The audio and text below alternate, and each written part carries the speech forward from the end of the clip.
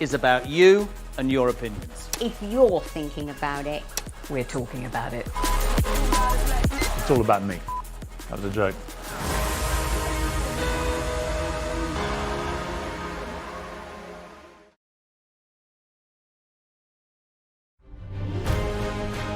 On TV, on radio, and on your smartphone. This is Talk TV. I'm Piers Morgan, Uncensored tonight. Eco Yobs calls more mayhem at the tennis this time on the day the Prime Minister hosts a summit on stopping them wrecking our summer of sport. Dale Vince bankrolls Just Up Oil, and he's back for round 2. Children identifying as cats, horses and dinosaurs, refusing to talk to teachers except with animal noises. How do we fix this utter nonsense in our schools? Well, Britain's strictest head teacher, Catherine Birbalsingh, has some thoughts and joins me in the studio. Plus a 90-minute marathon, a 15-metre long jump, swimmers faster than speedboats. Yes, a drug-enhanced Olympics has been the subject of pub speculation for years, but could it now become a reality? The entrepreneur behind the so-called Dope Olympics joins me to debate his controversial plans.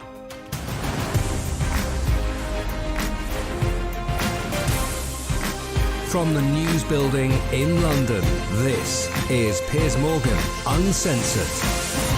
Well, good evening from London. Welcome to Piers Morgan Uncensored. Now, before I begin tonight's show, I want to issue a trigger warning. The following production contains adults with opinions, some of which you may dislike, as well as discussions of world events, some of which are bad. You've been warned. And if you think that disclaimer was unnecessary, we'll take it up with the makers of a new production of A Sound of Music, that heartwarming, romantic musical set against a bucolic alpine backdrop. Chichester Festival Theatre saw fit to warn ticket buyers to brace themselves for references to Nazi Germany and war. Quotes, themes they may find distressing. Really? Anybody in the world ever found The Sound of Music distressing?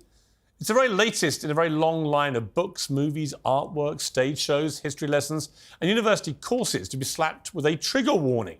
They're supposed to alert people of sensitive disposition to harmful content, which may trigger their hidden traumas.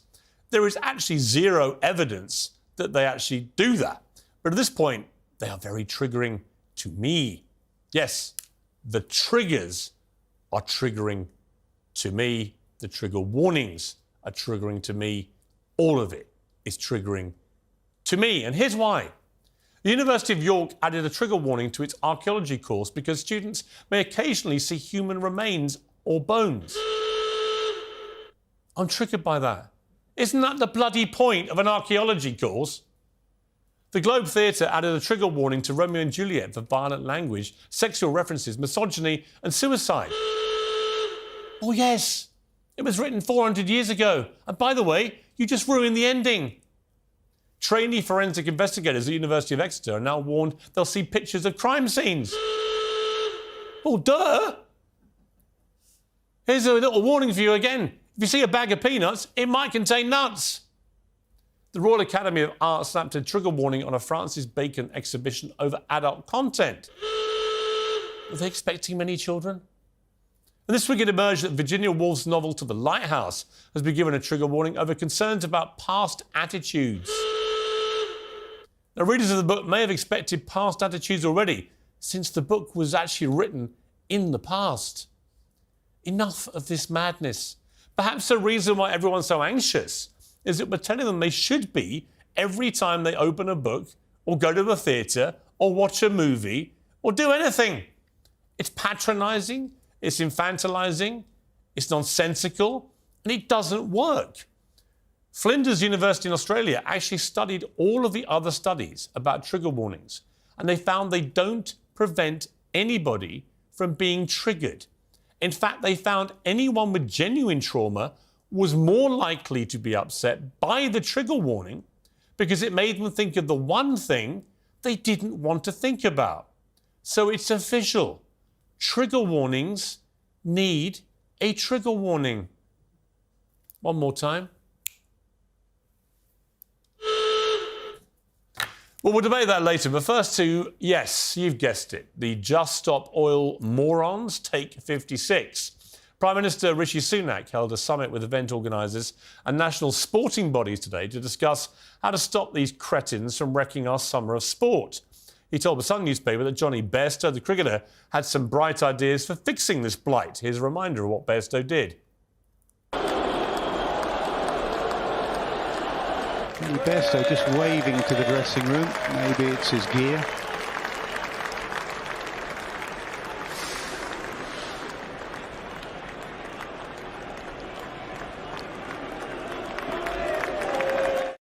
Well, that's the way to do it. And you throw him over the sidelines like a piece of trash, which is what they are, frankly. Will play inevitably on Court 18 at Wimbledon, was briefly suspended twice today when Just Stop Oil protesters scattered orange confetti and jigsaw puzzle pieces over the court. Wait, please. Oh, no. Players in. Once more. And another disruption. Well, note the reaction of the crowd. Did you detect universal support for this movement? Cheers of, yes, you go, Just Stop Oil, we're right behind you. Or did you hear what I heard, which is loud, relentless booing, jeering and abusive shouts from a public sick and tired of this? It's another PR own goal from a protest group who seems determined to become the most hated in modern history. And elsewhere in annoying protests, anti-monarchist demonstrators targeted King Charles in Edinburgh today. Here they are with their trademark yellow T-shirts and placards as the King arrived at St Giles Cathedral.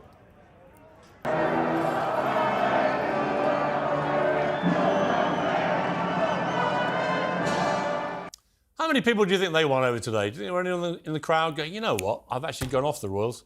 I think I'll join the movement. I doubt it. Well, I'm joined now by a friend of the show, Riz Posnett from the anti-monarchy group Republic, and also by the Green Tycoon and Just Stop Oil backer, Dale Vince. So Dale, Vince, well, welcome to both of you. But Dale, let me start with you. Trevor Nielsen, who was a big supporter of groups like Just Stop Oil, came out in the Sunday Times last week and said it's become disruption for the sake of disruption. Working people trying to get to their jobs, dropping kids off at school, or just enjoying themselves. There's now a case where pink-haired, tattooed and pierced protesters stand in front of the cars so their kid is late, for example. It's just performative. It's not accomplishing anything. I actually believe it's become counterproductive. And I just feel like that has to be said by someone involved in the beginnings of what it's become. This is going to require an immensely difficult navigation of the middle, and the activists are ostracising the exact people they need to engage. They're creating an excuse for people to stay on the sidelines. Blocking bridges, he said, is a lot easier than building bridges, and that's what we need to do if we're going to succeed. I think he's right, isn't he? I mean, I just don't see any upside now to what these Just Stop Oil protesters are doing. They are deliberately wrecking ordinary people's, in many cases, hard-earned enjoyment, watching sport that they love. And for what? My turn? Yeah. I think it is. So look, I think your language is exaggerating, right? They haven't wrecked sport. They aren't wrecking people's lives. The climate crisis is wrecking people's lives. It has killed 4 million people already, and it does make 20 million people every year homeless, right? I call that disruption. Cricket was about 3 minutes. Today, there was more disruption at Wimbledon from the rain than there was from the protest. So I think you're making much of it. I think they are doing a good job because they continue to put this issue on the news agenda. But everybody hates them. Again, an exaggeration. Well, it's not an exaggeration. Listen to the crowd. Listen to the crowd. Here. Okay. That's not everybody, is it, Piers? There's no one cheering. That's the crowd at Wimbledon. There's not a single person applauding That's the or crowd cheering. At Wimbledon. Right. That whole crowd at Wimbledon, like the whole crowd at Lord's, I was there for that. Like all the crowds at all these events that they're wrecking, or trying to wreck, with their attention seeking. The truth is the British public are absolutely sick and tired of this. It's just not working. Trevor Nielsen's right. It's backfiring. It's seen as performative, seen as attention-seeking, and it is destroying bridges rather than building them. The strategy isn't working. I disagree with you and with Trevor. I think performative art has a powerful role in our society, actually, in shaping how we think about things and what we think. And I think that these very brave people are putting themselves in harm's way and creating constant media attention for the climate issue, which we have to have because it's doing such great harm and it's driven by fossil fuels. And our government are intent on drilling for more oil and gas to make the problem worse. What they're going to do, excuse me, is harm people, actual harm to people, their lives and their livelihoods by drilling the North Sea for more oil and gas. They're going against the scientific consensus and the political consensus globally to do this foolish thing, claiming it will lower energy bills, which is a lie because they know that they can't do that because fossil fuels are priced by global markets. We allow that. So again, like I said to you last time, I have a lot of sympathy with a lot of the arguments. I think we should do a lot more than we're doing as a globe, although my real issue is with countries like China and India, who are by far the worst polluters in the world. It's not actually the UK. And I don't see any of these heroic protesters getting on a plane to Beijing or to Moscow or to Mumbai. There's a moral cowardice about this. They're targeting a country which actually has been doing more than almost any other to be progressive in this area. But aside from that, if you're going to have a movement, you've got to bring people with you. I don't know anybody, literally anyone, who is watching these scenes time and again at all these sporting events and thinking, that's going to make me join this movement. It actively puts people off. Okay, how about some facts on China? Because it comes up all of the time. What about China? The per capita carbon emissions of the people in China are tiny, right? Way smaller than they are in Britain. And just last week, it was announced that China has built more solar panels than the rest of the world put together, right? Which includes Britain. And they're at 50% green electricity on their grid now. And that's for a country of over 1 billion people. And what percentage, all right, but what percentage of pollution, at a hell of a rate. What percentage of the global pollution comes from China? Bear in mind, it's 1.1 billion people making most of the world's stuff, including the stuff that we have here. What percentage so of the world's pollution comes from China? Absolutely. Tell me. No, you tell me. You're the expert. I'm telling you, per capita, as an individual Not per person, capita, it's a tiny percentage of footprint. global That's important. Percentage That's important. of global pollution. There are 8 billion... No. You don't want to tell me, do you? There are 8 billion people on this planet. I'm telling you, I don't know. You should tell me, right? I'm telling you, I don't care. Per capita, you it's don't tiny, care that China and we should have a fair is share by of the far carbon the biggest footprint polluter in the world. globally. They built more solar power than the rest of the world put together, Piers, and they're at 50% green on their electricity grid. I say those are amazing achievements. When you say, "What about China?" Yeah, I say they produce more than a quarter of the world's pollution. And I don't see anyone from Greta Thunberg to you guys getting out there to Beijing and shouting at them or wrecking their sporting events. And we all know why. Let's bring in Riz, who's chuckling away because you find all this terribly amusing. Riz, you supported Just Stop Oil. No one at Wimbledon today supports Just Stop Oil. They just think you're a bunch of idiots. I know you weren't there today. You were shouting at the Royals up in Scotland. Why do you support this kind of protest that we're seeing at all these sporting events? Oh, I'm not sure I've completely condoned that. And to be clear, I'm not speaking on behalf of Republic today. I speak on behalf of No More Royals.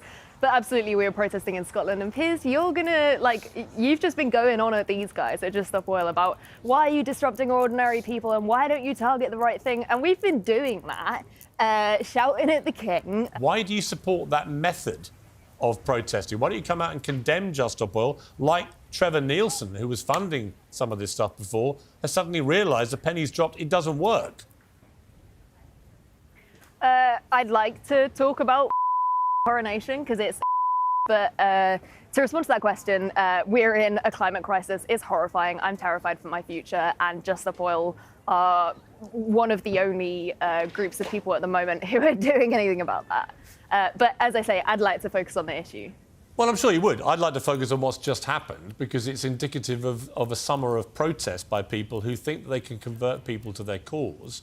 Even if people are inclined to do so, we're now at a point where you can tell from the audience reactions at these events, they literally want to garrote them. And what worries me is it is going to lead to bad situations if this carries on because people are just going to take the law into their own hands.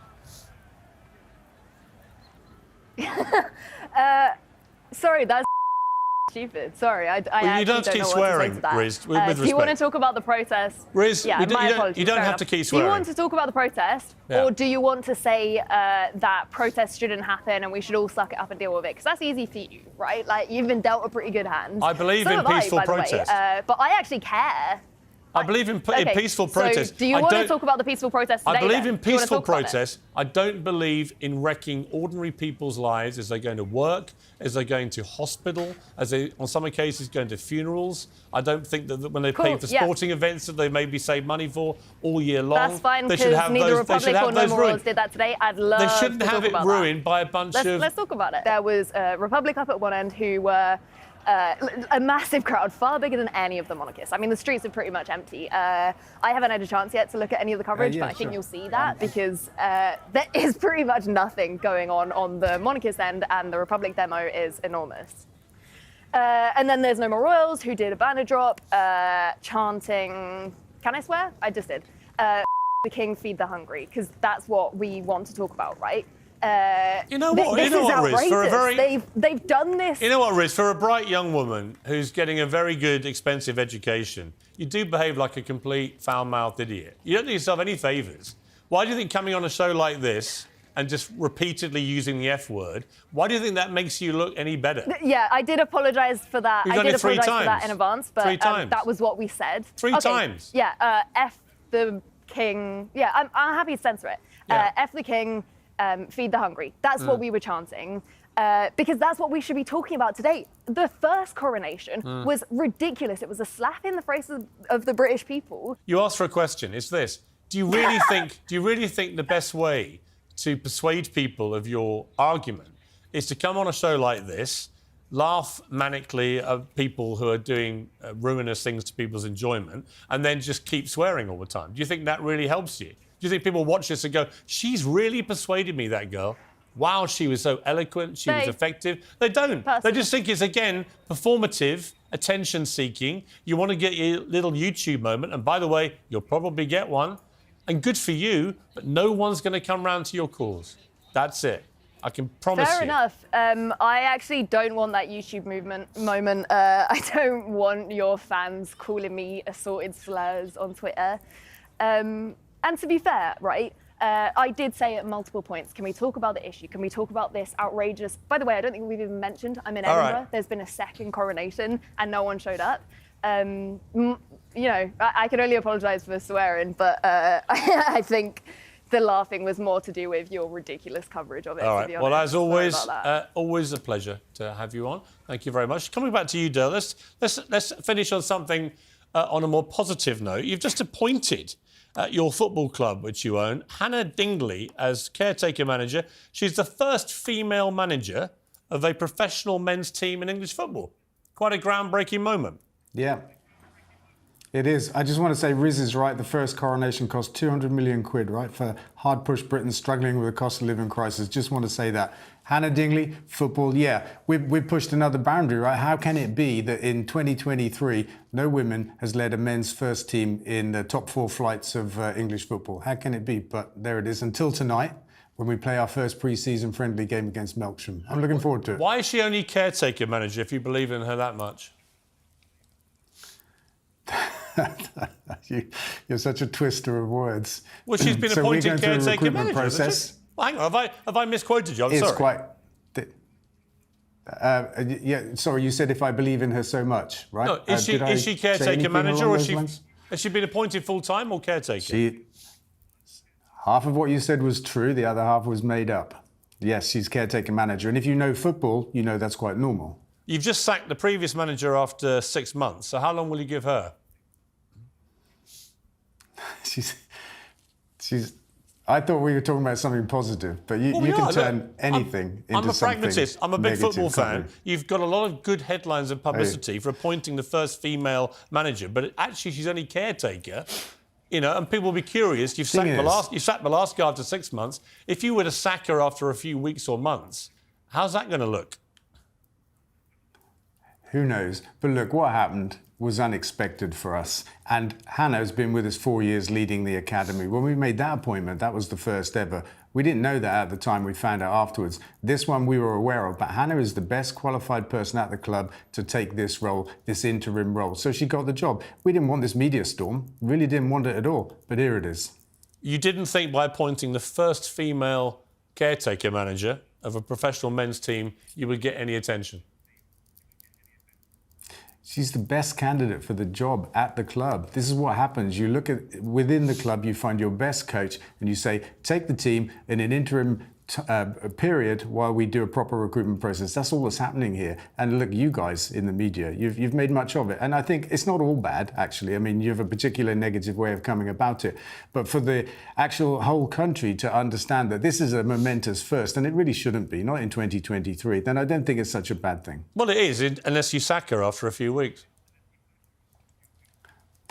Why do you keep coming back to that? Because she's only a caretaker. Look at our record of appointments. She's only a caretaker. Look at our record of appointments. So if you believed in her that much, you'd have made her manager. You've got all the publicity, but actually she's not got the full job. That's not how it works. And I suspect what's going to happen is you're going to go and find... I thought you understood football. You're going to probably go and find a bloke to replace her, and then you're going to have to deal with that. I thought you understood football, Piers. I do. I'm an Arsenal fan. I was going to ask you that, but that's cool. I thought they had a good season last season, actually. I was rooting for them to win the title. We choked, but there we are. That's football. We've made some good signings. Declan Rice will take us to the title next season. Dale, I hope she succeeds. I hope she's there for a long time. I hope I'm not interviewing you again in a few weeks' time when you've replaced her with a man, because that would really be awful. But great to talk to you. Well, I think at least we weren't talking almonds and avocados, so I'm happy. We can come back to that next time. Good to talk to you. See you later. Uncensored next tonight. Children identifying as cats, dinosaurs, even a moon. What is going on in our schools and what's the answer? I'll talk to Britain's strictest head teacher, some would say best head teacher, Catherine Burblesing, next.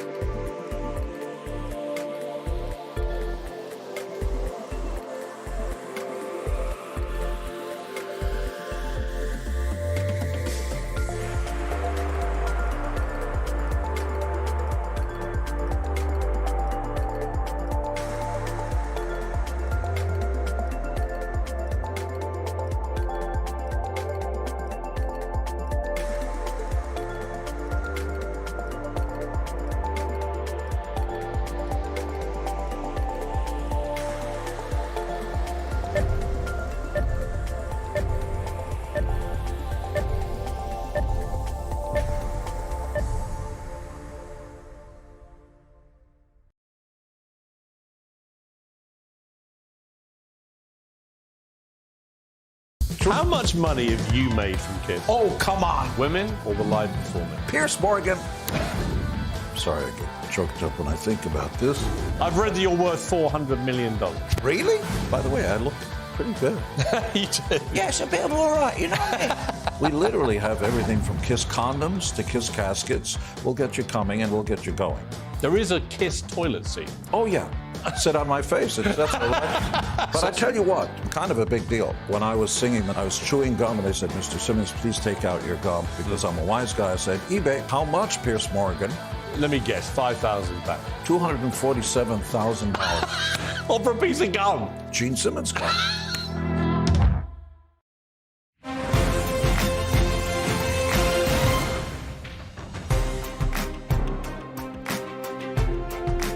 That Gene Simmons interview is one to watch. It'll be tomorrow night for the hour, one-on-one, uncensored, with one of the most charismatic rock stars probably ever.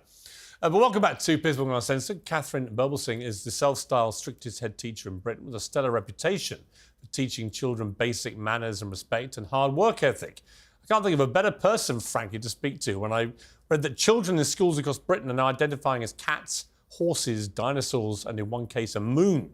A reminder of the leaked audio recording that brought the bizarre scandal to light, featuring a teacher reprimanding children for refusing to accept a classmate's decision to identify as a cat. If they want to identify as a cat or something, then they're like genuinely unwell. They're crazy. You're questioning their identity. I wasn't a question. I was just saying about the gender. I didn't say anything about them. But where do you get this idea from? There's only two genders. Gender is not linked to do with not linked to the class that you were born with. Gender is about how you identify. That you identify with the gender of the sexual organ that you're born with or you're with. That's basically what you're saying, which is really despicable. Well, Catherine, what did you make of that when you heard that tape and read the story behind it? Yeah, well, actually, for some weeks before that, I had been talking about cats in schools because I know of teachers in schools where that's happening. It's called furries, right? This is a real thing. Furries, exactly. And in some places, you know, they're able to wear ears and tails and things. And the thing is, I don't blame the schools because... Don't you? No, because in fact, in some places, the parents are coming in and telling the schools, this is how you must treat my child. So why don't the schools just say no?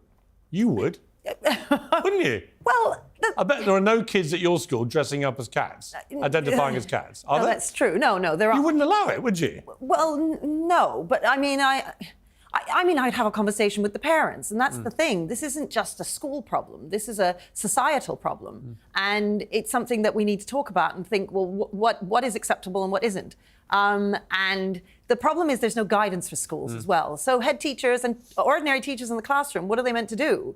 I do feel sorry for them, really, because they're getting it in the neck, and I get that it's difficult. But well, I don't think it is that difficult. If a kid identifies as a horse in the classroom, you're not obliged to tolerate it. Yeah. And again, I don't think you would.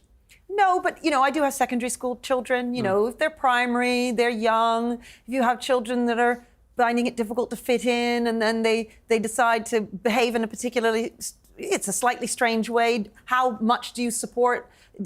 At what stage do you feel you're enabling them or you're helping them? You know, it's difficult. It's not a straight cut as just saying, well, this is just, you know, silly. I mean, this also plays into limitless self-identity, which must be causing all sorts of problems at all sorts of schools. Yes. How do you deal with that? And what's your view of that? Yeah, well, it is difficult. I mean, and we need guidance. It's very hard because it isn't just the schools, it's also the parents. And the difficulty that any head teacher has is trying to balance what they feel is right for the children at their school and what they're offering, and then also trying to do what's right by the parents and what the parents want. But there are now girls' schools marketing themselves as girls' schools, selling fees as girls' schools for their girls to go to a girls' school, who now outlaw the use of the word girl because there may be some people identifying as non-binary who may be offended. I find that absurd. Yes, but then the rest of society possibly doesn't, and that's the difficulty. Well, I think most of society does, actually. Well, but would they say it out loud?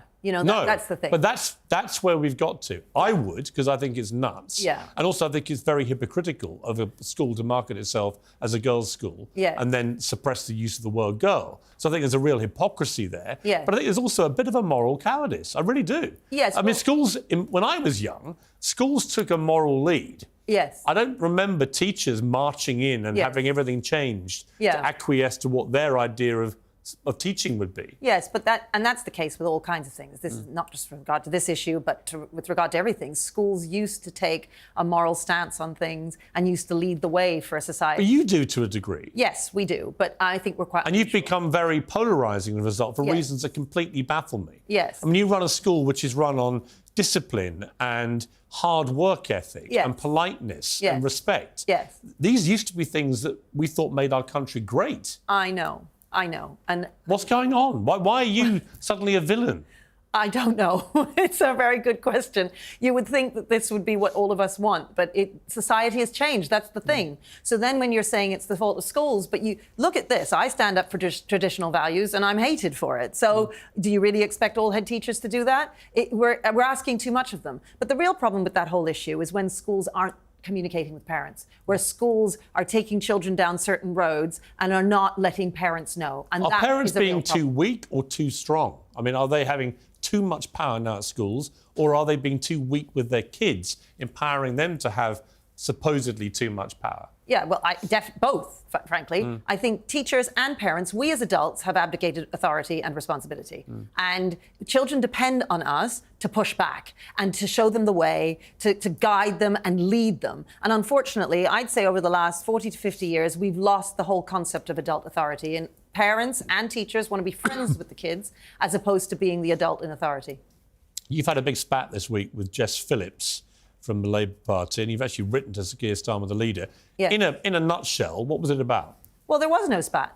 She just attacked 4 times to 630,000 followers for no reason. I don't know Jess Phillips. She doesn't know me. And she sent out these tweets to her followers saying that I believed in domestic violence. This is because when Tina Turner died, you tweeted a picture of her with Ike Turner. Well, it was a malfunctioning GIF.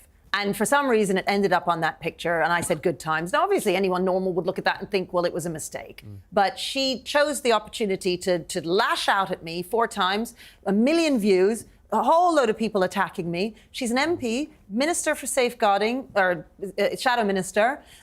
She called into question the safeguarding policies at my school. She called into question my ability to do my job. Why? I mean, I don't have anything to do with justice. Well, is it because you gave a speech to the National Conservatism Conference? In other words, they view you now as being political on the other side. You say that. At every political conference, party political conference, there will be head teachers and teachers who speak at the Labour conference, at the Conservative conference.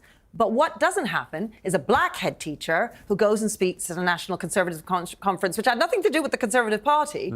But the fact is, there is an unconscious bias on the left where they sort of believe, no, and not everybody on the left, but too many think that black people should not lean conservative. And the fact is... That's true. I do lean conservative, generally speaking, but I believe in unconscious bias. That's quite a leftist idea. So I'm a bit, I have ideas from both sides. And the problem with this particular type of unconscious bias is that because it belongs to the left reject it. The right don't like to recognize racist unconscious bias. So neither side is recognizing that this is an issue. I think it's something that Priti Patel, Suella Braverman, Kemi Badenoch, I think they suffer from it too. I think I suffer from it regularly, where people say, how dare you go and speak at that conference? And I think, well, why shouldn't I speak at that conference? Well, some of the things you said, I was cheering, and I don't identify as right-wing. But you said at the conference that the audience should act as if they felt their children's schools did not reflect the small C conservative values. Well, I'm asking you, how much do you love your country? Yeah. How much do you love the values that you claim to defend? Do you love them enough to tweet under your own name? Yeah. Do you love them enough to change your child's school to one that's less woke? Yeah. Ignore the impact on your social status? Yeah. Do you love them enough to do more than simply chat to your friends who already agree with you at dinner parties? For heaven's sake, man, you said, stand up and be counted. As Russell Crowe says in the film Gladiator, a clip you regularly play to your staff, hold the line, stay with me, what we do in life echoes in eternity. That's right. I wanted to cheer that. Yeah. Not because I think you're conservative, but because actually these used to be values which most British people held. And I suspect a lot more still do than people think. Well, and what I was trying to say to them is, if you think these things, then get up and say it. For goodness sakes. And, you know, after I spoke to them, a woman stopped me on her bike on the street and she said, I'm going to speak out more. I'm going to say what I think. And I thought, great, that's what we need to do. Because too many people are quiet about what they think. I totally agree. You know? There is a silent majority. They're getting a little noisier, but they're all kowtowed by cancel culture. Exactly. Because the woke left have been basically terrorising people. That's right. And they've come for you hard, and I'm very glad to see that you've continued to put your head over the parapet. Well, have you I'm heard trying. back from Keir Starmer? No, but it hasn't been that long. I'm hoping. Fingers crossed. We'll nudge him. I'm sure he'll respond. Great to see you. Thank you very much. Thank you very much. Uncensored next, a major ice cream company gets political, of course it does, urging the United States to hand back indigenous land, but attacking the founding fathers, the Mount Rushmore, attacking that on July the 4th. My Stella Pack will join me to unravel that debate and others.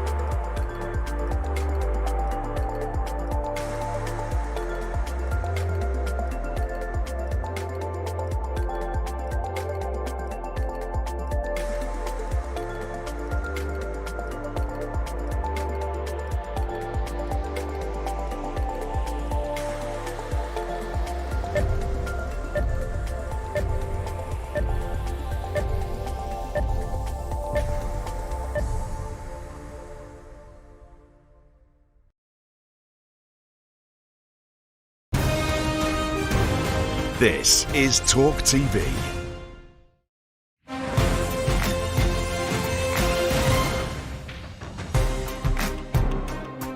Hi, to Piers Morgan, Uncensored. I'm joined by the journalist and author of the new book, The Power Code, Caddy Kay, Talk TV contributor Esther Cracker, and the Daily Mirror's associate editor Kevin Maguire. I want to play a clip. This is from Australian morning television today, with the Australian Prime Minister decided to have a little pop at me. Take a look at this.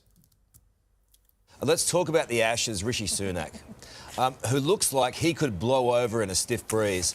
He's fired up about the Ashes. Is it time to revoke the visas of English elites like Piers Morgan? Just get rid of it. Just don't let him come in. That's it. Well, I think that would be a very harsh measure, Carl. What it might be better to do as to allow people like Piers Morgan to come in and to come on your show and remind him of Australia's massive Ashes victory. Both the men's and the women's team are nailing it over there in the UK. Yeah, Prime Minister, just for the record, you've won nothing yet. The Ashes are alive, and at Headingley tomorrow, it's going to be the Colosseum, the Yorkshire version, and you lot are going down. So I will be on that breakfast show in 3 or 4 weeks, talking about a thrilling comeback by England to win the Ashes 3-2. And the women are going to win too. So I would just put a cork in it, Cobber. Right. Let's move to our pack. So I love this story. Transport for London bosses have banned an advert for a new play in the West End because it features a Victoria sponge cake. And the ad apparently promotes the consumption of high-fat, salt and sugar foods and didn't comply with the organisation's advertising policy. So they've now had to rip it down. This is for a Broadway show, Tony and Tina's Wedding, which has this cake in it. I don't know where we start with this. Kevin, when did we say you couldn't have a big cake as a promo? I know. Look, there's an obesity problem in London, as there is in the UK and much of the world, certainly the developed world. So the ban is on advertising that pushes unhealthy foods. I think this is caught. But there's a wedding cake in the production. Look, I think it's daft. I think they need to tweak the ban so you can't say buy cakes. Oh please! You don't want. I did my monologue today on these trigger warnings, right? How it's been established that trigger warnings actually trigger people who the warnings are supposed to protect, because it reminds them of what they're supposed to be not thinking about. Right. I mean, Esther, we are literally going nuts here with this stuff. I do think... I'm very curious whether actually there's a link between, banning ads of unhealthy foods and whether people stop consuming them. Right? Because I don't Do you think anybody looks at a production for a Broadway show which has a poster of 2 characters on a sponge cake and they think, I must go and eat a sponge cake? But makers of very sugary and fatty, unhealthy foods would not spend a fortune on advertising if they didn't think it was getting us to eat it. This is a show. I mean, if anything, it will make me want to see the show I agree. Opposed to actually buying a cake. Let me bring in Caddy, who's a welcome visitor to Piers Morgan Uncensored. So you've done this book, The Power... what code? What is that? The Power Code. The Power Code. The Power Code. It was, long it runs time around, after Collins. More joy, less ego, maximum impact for women. Is the problem with all these things, are too many women not in charge, or are too many women in charge of these mad decisions? No, I mean, we've stalled at the top of women. We've got only 10% of CEOs are women. 30 out of the world's 300 countries have women leaders. Women improve the bottom lines of the companies they work for. And so we were trying to look at why are women not progressing? Why have they not got to the top? And one of the things we found is that actually there was a study out of Harvard showing that women don't really want power. They look at power and they think the cost of getting it too high. Power itself seems unappealing. I've met some power-crazed women. Yep, of course. There are going to be women in power who love to wield power the old way. What we were looking at is why aren't they progressing, and what could you do about power itself to change it to get more women? I mean, if the world was in a wonderful state, we wouldn't have thought you need to change things. But are you of the belief that if the world was run by women world leaders, we would have less turmoil and war? We haven't got any evidence on that because there haven't been enough women leaders. So all of this is, we look at data and research. I'm not going to tell you that if women were running every single country, we wouldn't have wars. But we do know that women, when they run companies, for example, there's more women in senior positions at companies improve the bottom line of those companies. They make more profits, which most companies would think is a good thing. So we want more women at the top. You spent 20 years in the States, reporting a lot for the BBC, obviously. Every week now, it seems to be a story of a kind of woke corporate campaign, spectacularly backfiring. It started with Gillette after the Me Too campaign, when they suddenly went all every man's a Harvey Weinstein till they prove otherwise. 9 billion came off the bottom line. They had to reverse and go back to alpha male advertising. We saw the Budweiser thing with Dylan Mulvaney, the transgender influencer. Modelo now the biggest selling beer in America because of that. Right. Yeah. And we've seen it with Target, who did a lot of stuff during Pride Month and got attacked by its consumer base. And now we've seen Ben & Jerry's, the ice cream champions in America, always doing politically motivated stuff. But they chose July the 4th to launch this campaign to basically guilt trip America about Indigenous rights, which is a perfectly legitimate thing. But on July 4th, they actually targeted Mount Rushmore, obviously the four faces, they said, making them out to be a bunch of brazen thieves, when in fact they're four of the great presidents of the United States. I suspect this will backfire. I suspect there'll be a run of campaign against Ben & Jerry's. Where is all this going to go? I don't know. I don't know if the Ben & Jerry's case will backfire because Ben & Jerry's have long been known and associated with liberal causes. So I think that people expect it of Ben & Jerry's to some extent. I think CEOs in America, I'm sure you've spoken to them, Piers, are increasingly being put in a position, perhaps because of failure of politicians to get things done, where they're having to take positions on social issues that they don't want to, whether it's immigration, gun control. You've seen companies take positions on that too. I think it's incredibly awkward for CEOs. I don't think they can because they're partly because they're client based, but also mostly because they're employee based. Because younger employees in particular are pushing CEOs to take these. But this reminds me, Esther, of the conversation that I just had with Catherine Berbelsing, which is parents and students now driving the power. We're seeing this now with young employees, I quite agree with you, of these companies, driving them to take very woke positions. Disney had just had this huge bust up with Ron DeSantis in Florida.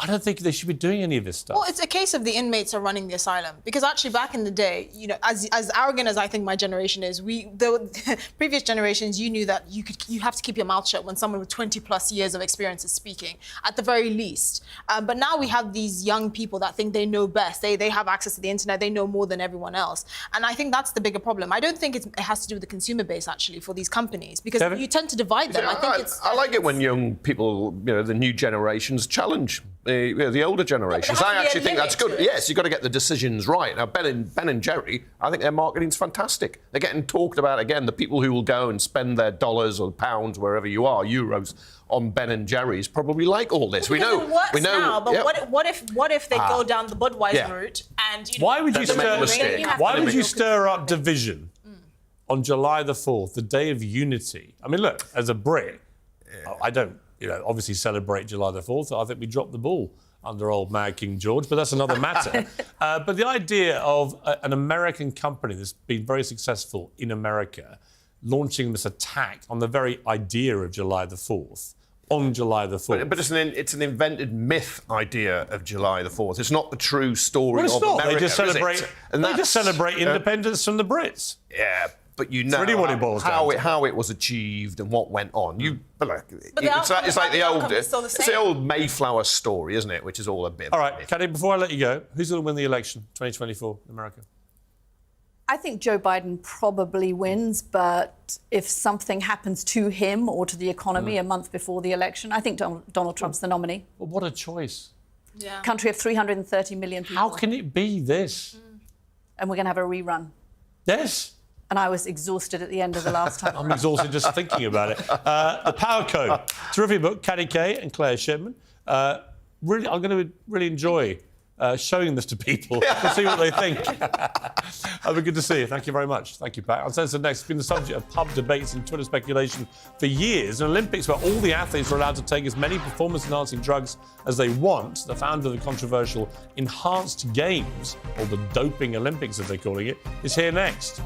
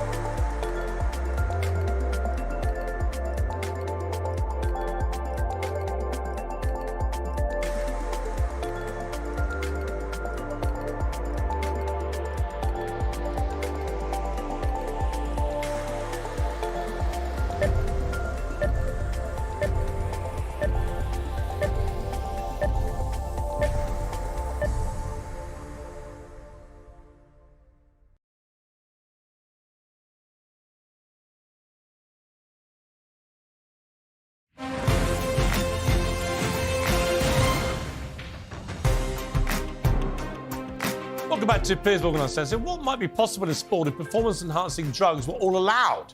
90-minute marathon, a 15-metre-long jump, swimmers faster than speedboats? Well, we might soon find out. The inaugural Enhanced Games, or the Doping Olympics, as it's been dubbed, aims to rival professional athletics, but with a twist. You can basically take whatever you like. I'm joined by the president of these Enhanced Games, Aaron D'Souza, and five-time Olympian Mark Foster. All right, Aaron, sell it to me. Why on earth should we want or have a doping Olympics where everyone just dopes themselves up? Because science is real, Piers. Medicine is real. Technology is here. So it's cheating. It's not cheating at all. We're creating a level, open playing field. Cheating is happening at the Olympic Games because they have a highly constrained environment with an artificial rule set. And in the Enhanced Games, we want to do everything out in the open to create a much safer, fairer, truthful environment. Are you deadly serious about this? Absolutely. You think you can genuinely put on an event where everyone's doped up? Absolutely. So like the cycling when Lance Armstrong was doing, where they're all on drugs. And it's much safer, Piers, when it's done out in the open. But were they taking legally prescribed, clinically supervised performance enhancement regimes? All right, Mark, this might sound completely nuts, but is the existing system being so discredited with so many cheats? Is there some method to this madness? No, well, I was wondering if it was the reason why I came in is to see whether it was a serious thing and whether these things are going to happen and how far it's gone.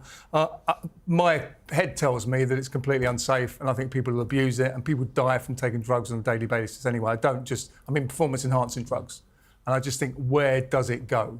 We seem to have safeguards in place. Yes, some people slip through the net. There is WADA, the World Anti-Doping Association, do have things in place.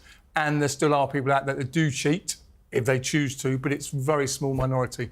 I just think looking at this from the outside, it's just got death written all over it. I mean, it has. I mean, what are you going to do if people start dying? Because they're all trying to out-dope each other. They're all taking whatever they want. I mean, it's a completely insane idea, isn't it? You're a lawyer. I mean... Yes, I am a lawyer, but... Aren't you just going to be on the receiving end of massive amounts of lawsuits? Well, in fact, there are quite a number of international sporting competitions that do not have drug testing. The X Games, for example, which is probably the most prevalent challenger to the Olympic Games, does not have drug testing. The NFL, the NBA, Major League Baseball have drug testing regimes that are not compliant with WADA. The Olympic Games is... Well, they still have drug testing. Well, it's much, much lighter because the power... Yeah, but you're NFL taking all the limits off and you're saying anyone can take anything. So if people want to win and they think there's money at the end of it or a big prize or whatever it may be, they're going to take a lot of stuff, and that is going to be very dangerous.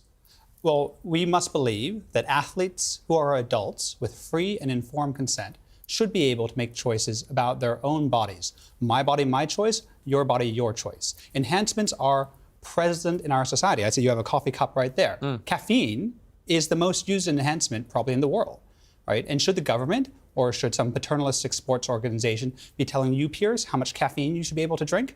All right, Mark, again, I think the idea of this is insane, but it's a coherent argument if you want to go to that insane way. My issue, I think, my concern like yours, is it just seems incredibly dangerous. I represented Britain for 23 years at senior level and went to 5 Olympics, and I abided by the rules. I think people always twist the rules. I'd always be amazed by how fast somebody could go if they took something.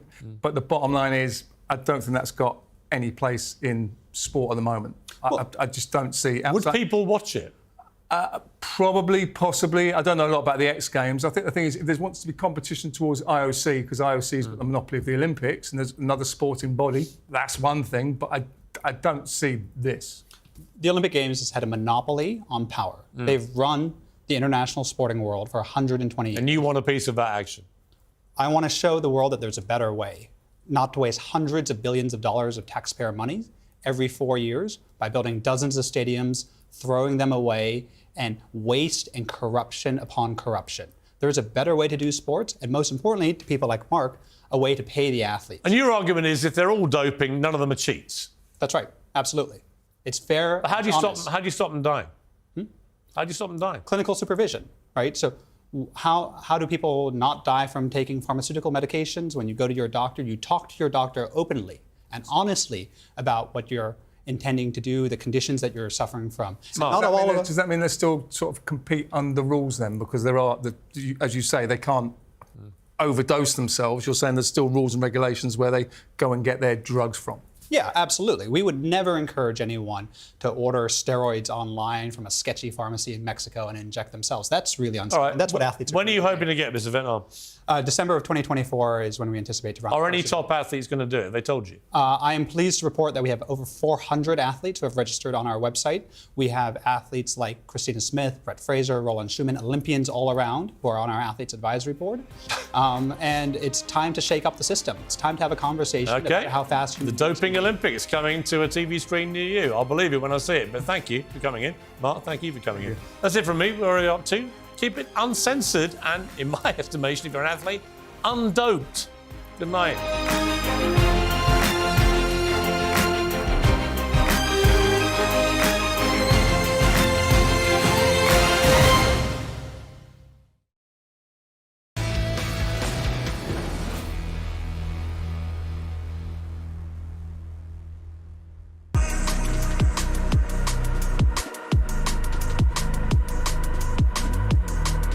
Good evening, I'm Piers Morgan, Uncensored, in New York City. Tonight on Piers Morgan Uncensored, in Kyiv, Ukraine. Tonight on Piers Morgan Uncensored, a special edition from Qatar. Tonight, a special edition of Piers Morgan Uncensored. Martina Navratilova. He's making me cry again. Do you believe you can win this war? So are you going to run again? I think a lot of people are going to be very happy. Yes, I feel betrayed. They're trying to force you out. Yes, not only the coach, but the other 2 or 3 guys there around. All these people protesting just don't get it. Many of them don't. Isn't that slightly patronising?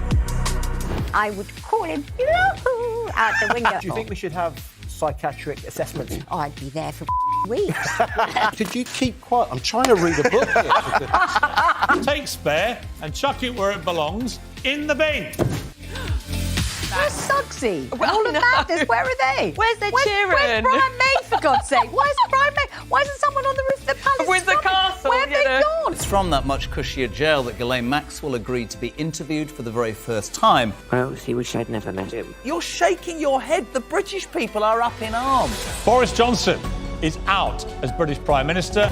The Conservative Party can certainly win the next election. Can we? Yes, Labour at absolutely. 29 points ahead in the polls. Can come we? on. This is the royal tea. Question is, did he say, yes, I have taken drugs, and they bent the rules to give him the visa, or lied on the visa application form and therefore got it?